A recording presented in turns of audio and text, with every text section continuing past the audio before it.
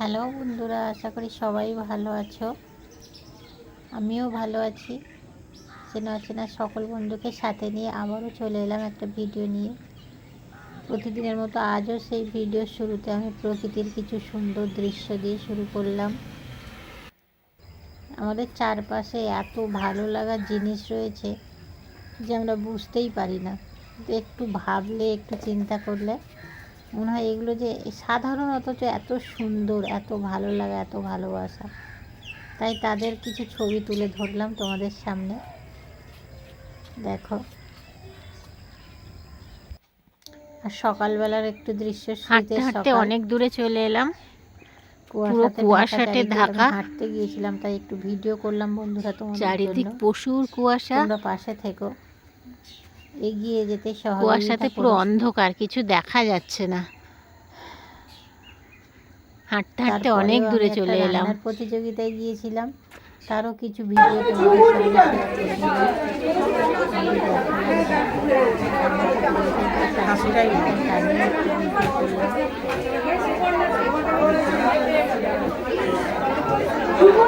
রান্নার প্রতিযোগিতায় গিয়ে কাদের সাথে পরিচয় হলো, দেখা হলো, দেখো কমলিকা।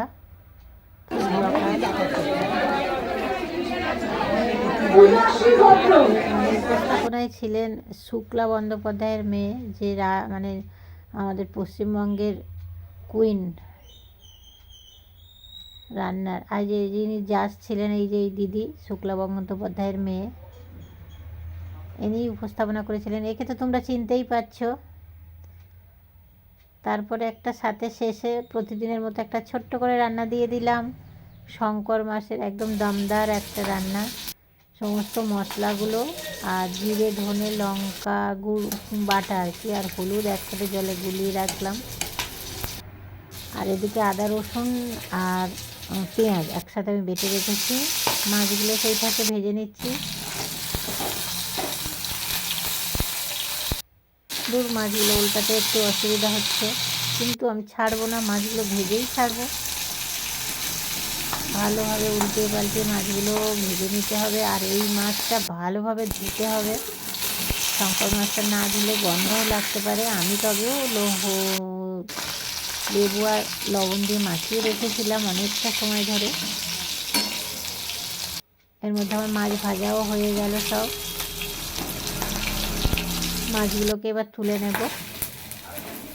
নিচ্ছি মাছগুলো। এবার ওই তেলের মধ্যেই আমি আদা রসুন আর পেঁয়াজ বাটাটা দিয়ে একটু কষিয়ে নিয়ে, তারপরে জলে গুলে রাখা মশলাগুলোও আমি দিয়ে দিলাম। দিয়ে একটু ভালোভাবে কষাবো। কষিয়ে মশলাটা একটু শুকিয়ে এলে, তেল ছেড়ে দিলে আলু দিয়ে দেবো। আমি আলুগুলো একটু বড় বড় করে কেটে রেখেছি, দিয়ে দিলাম।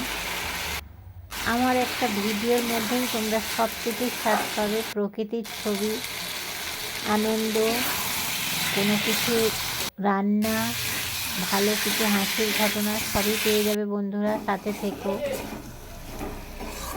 আলু ভালোভাবে কষিয়ে নিলাম। এবার জল দিয়ে দেবো এর মধ্যে। আমি আলু আগে থেকে একটু সেদ্ধ করে রেখেছিলাম, তাই জলটা পরিমাণ বুঝেই দিলাম। ফাঁকে লবণও দিয়েছি, আপনাদের বলা হয়নি। মাছগুলো দিয়ে ভালোভাবে ফুটিয়ে নেব। ফুটিয়ে নিলেই রান্নাটা আমার তৈরি হয়ে যাবে। তবে রান্নার শেষে গরম মশলা দিলে ভালো হয়। আমি যদিও দিইনি, কারণ গরম মশলাটা আমি মাছে দেওয়া পছন্দ করি না। জাস্ট শুধুমাত্র মাংসে গরম মশলা দিতে আমি পছন্দ করি। তোমরা অবশ্যই গরম মশলা দিয়ে নামাতে পারো। এখানে এই ভিডিওটা শেষ করলাম।